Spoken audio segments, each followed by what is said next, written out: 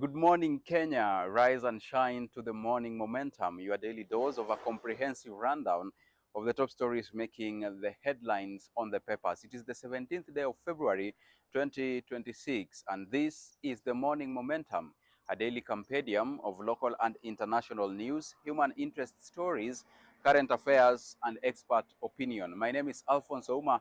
Use the hashtag the morning momentum at Younib Media TV at Alfonso Albakwekwe. Let's take a look at the top stories on the front page of the Nation this morning. Is in bed with goons. Now, 3 weeks after the attack of former DP by armed men at a church in Odhaya, police are yet to make arrests. And Hadija Riami, this is following the rally held in Kitengela on Sunday. He will raise her baby without the father, Vincent Ayomo, who was killed on Sunday when police violently broke up an ODM rally in Kitengela. Death of the mechanic adds to rising casualties in the lethal force deployed against government critics. Police Chief Douglas Kanja yesterday skipped a meeting with opposition leaders who allege an unholy alliance between hooligans and state agents. That story is augmented for you on page 4 and page 5 of the Daily Nation this morning. On page 8, options for Sifuna as he battles a bid to oust him as ODM Secretary General. Edwin Sifuna has stirred the political scene with his resistance to the party backing President Ruto's re-election. But how he navigates the swirling political storm could make or break his career. That story is augmented for you on page 8 of the Nation this morning. On page 3, unity of faiths as Ramadan and Lent start on same day. This will be happening tomorrow, by the way. We'll take a look at that on page 3. And on the health sector on page 2, high price of beauty is what is making the headline right there. So let's get up close and candid with the Nation. We start with page 2. High price of beauty, why you need to know what's in your hair care products. Now, general terms were used to list some ingredients, making it impossible to determine actual chemicals used. Researchers find carcinogens, banned substances, and toxic metals in relaxers. All right, that story is augmented for you on page 2 of the Nation this morning. On page 3, rare spiritual sync as Lent and Ramadan start on the same day. While there are usually overlaps, starting on the same day occurs after decades. Both religious traditions involve fasting and other acts of self-denial as believers seek to grow spiritually. You will catch up with that on page 3 of the Daily Nation this morning. Tomorrow marks the beginning of Lent season in the Catholic Church, and it is usually commemorated by Ash Wednesday. Now, on page 4, death and violence as police goons partner against the opposition. Now, accountability. Political leaders and civil society actors have accused police, leadership, and IPOA of not taking action despite promises following every incident of excessive use of force against peaceful Kenyans exercising their rights. The killing of Vincent Ayomo during the rally in Kitengela on Sunday comes after several attacks on opposition figures by the police or by goons enjoying the protection of the security apparatus. That story is augmented for you on page 4 and page 5 of the Nation this morning. Now, on page 6, police seek Gachagwa's statement as probe into attack drags on. Police have been accused of frustrating investigation after saying IPOA would take over from the Directorate of Criminal Investigation. Footage shows attackers shooting in the air and throwing tear gas in the church. Now, that story is augmented for you on page 6 of the Daily Nation this morning. On page 7, Teachers Service Commission seeks powers to punish teachers in proposed law. Bill introduces new offenses, including sexual exploitation of learners. Amendments aim to strengthen accountability, curb abuse, and enhance professional standards. That story is augmented for you on page 7 of the Daily Nation this morning. Let's take a look at page 8, Sifuna's make or break moment.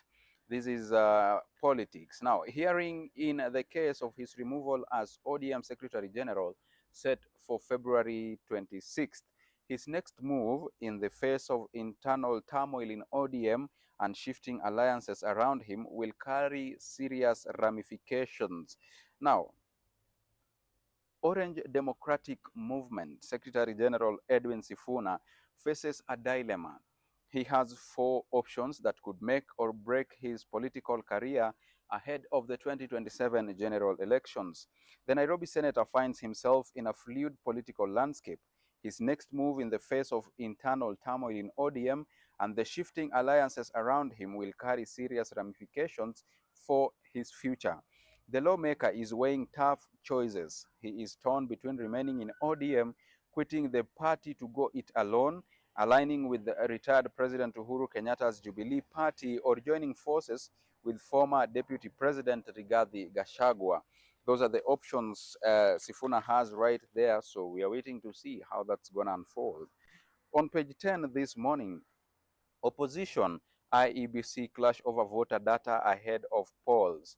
Now, 130 million shillings is the amount of money linked to a U.S. foreign bribery case involving Smartmatic, highlighting concerns regarding technology ahead of the 2027 general election.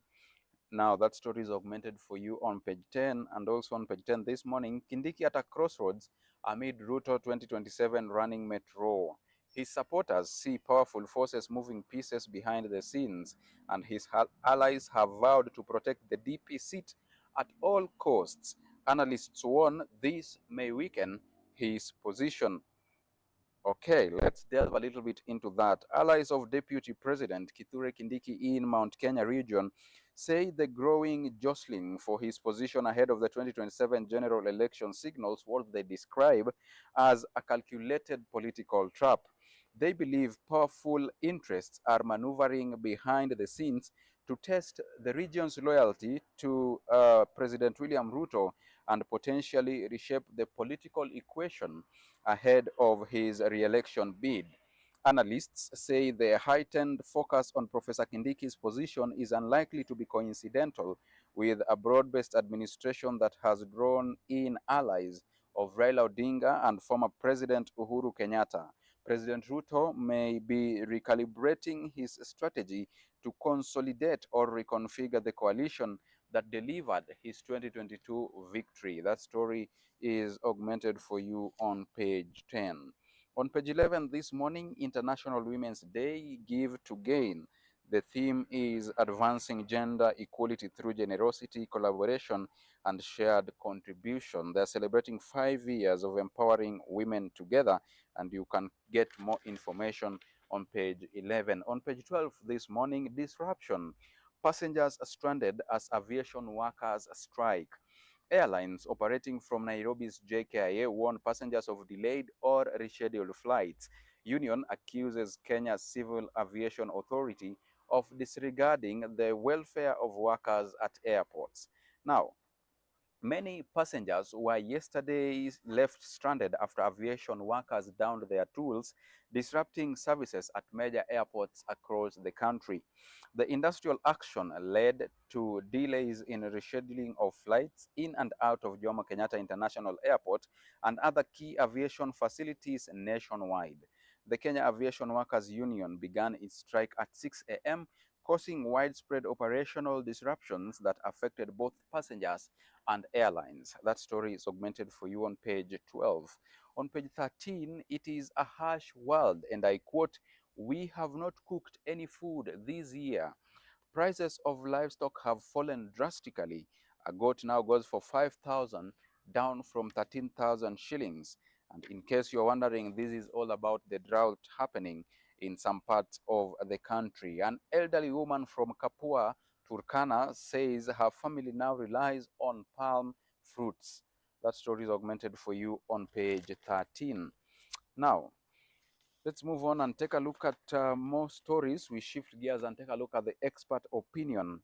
Let's keep politics out of security institutions.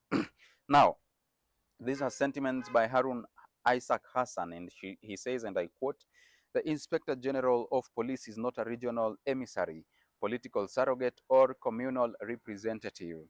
You'll catch up with that opinion on page 16. On the DN2, powering SMEs this morning, empowering women in peanut value chain. Mamlo Foods operates a microfactory model allowing women farmers to process peanuts into high-value products. You'll catch up with that story on the Powering SMEs DN2 article this 17th day of February. Now, let's proceed and take a look at more expert opinion. Are we seeing a Sifuna moment? Sentiments of Macharia guide right there, and I quote him, Mr. Sifuna and his crew, the reception in Kitengela was illustrative of which ODM faction carries Raila's spirit. Police disruption of the roadshow with indiscriminate tear gas, volleys very helpfully completed the picture. You'll catch up with that on page 17. It's getting quite interesting. Now, on county news, this morning we start with Laikipia County. Audit unearths healthcare woes as 4 hospitals under scrutiny. Now, inoperable equipment, expired medical supplies, and chronic understaffing are among the issues raised. The county government's capacity to provide healthcare has been questioned, with an audit report flagging 4 hospitals over the quality and accessibility of their medical services. That story is augmented for you on page 19. Let's move on and take a look at what's happening in Lamu County. Digital libraries open a new world for learners. Now, Key Libraries is planning to expand the program to its 46 facilities across the country. Learners in Lamu County are exploring possibilities, discovering new ideas, and learning independently for the first time, empowered by offline digital libraries. That story is augmented for you on page 20. Now, also on page 20 this morning, locals want quarries filled after boy drowns.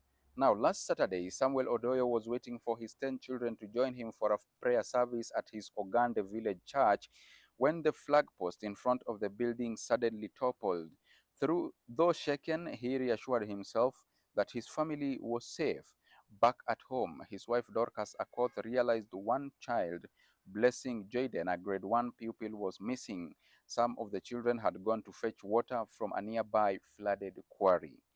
All right, that story is augmented for you on page 20. Also, this morning, 175 billion shillings released to revive stalled roads at the coast. Now, construction on key sections of the Mombasa-Mariakani and Mombasa-Kilifi highways in Coast Region is set to resume after the government released 175 billion shillings to settle verified contractor payments and compensation claims. Roads and Transport Cabinet Secretary Davis Chirchir said the long-standing arrears had stalled projects and driven up construction costs. The funds were made available through securitization of the road maintenance levy, enabling the government to access money upfront against future levy collections. Now, on the international news this morning, we start with geopolitics.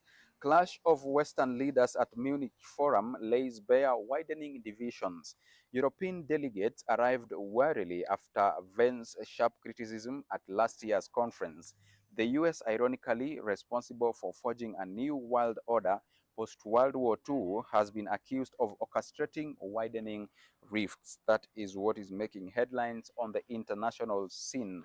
Now, briefly, in Sydney, Australia, that is, police in the Australian state of Queensland said in a statement on Sunday that a 52-year-old man was charged with multiple offenses following an incident at a museum where Egyptian artifacts were stolen on Friday. Police said that the man smashed a window of the Abbey Place property in Caboolture, about 45 kilometers north of Brisbane, and took a quantity of priceless Egyptian artifacts before leaving the scene at 3 a.m. local time. Now, we take a look at business news. RBA seeks funding freeze to curb pensions defaults. Money meant for pensions is put to other users by state institutions, and pensions industry regulator also wants the fines and interests imposed raised. Now, the Retirement Benefits Authority (RBA) has made new proposals to cap the non-remittance of pension deductions, including higher fines and funding freezes. The proposals also seek to put the Kenya Revenue Authority at the heart of collection of the unremitted contributions. 72 billion shillings is the total unremitted pension deductions as of June 2025, according to the Retirement Benefits Authority data. Now, let's take a look at some sporting action. We get into the field and we start with the magical Kenya Open goalie. Railway golfers join the party. Now, big field to fight for share of 348.381 million shillings prize pass. Kisia's inclusion in the field brings to 12 the number of local pros who will compete in the DP World Tour event. That story is augmented for you on page 30 this morning. And still staying with the magical Kenya Open Golf Championship, Jacob Okello. Locals need radical shifts to match opponents in Kenya Open. Kenya hosts 144 players from Thursday till Sunday at Karen Country Club. He attributes high standards of the Kenyan game in the 1990s to discipline and commitment, factors he argues are lacking in players today. That story is augmented for you on page 31. And on the cover page, as we conclude, 2026 WRC Safari Rally. Ogier Evans to lead 46 crews in Safari Rally. The fabled competition will cover cumulative distance of 842.9 kilometers over 3 days. Veteran driver Tundo and Karan Patel among 17 Kenyan competitors who will do battle across 350 kilometers in tough Naivasha terrain from March 12th to 15th. All right. That brings us to the end of the morning momentum this 17th day of February 2026. Thank you so much for choosing to stay with us and for choosing to watch the best youth television network in East and Central Africa. The program on air has been the morning momentum. I have been your host, Alphonse Ouma. See you Thursday, same time, same place. Until then, do have a beautiful Tuesday ahead of you.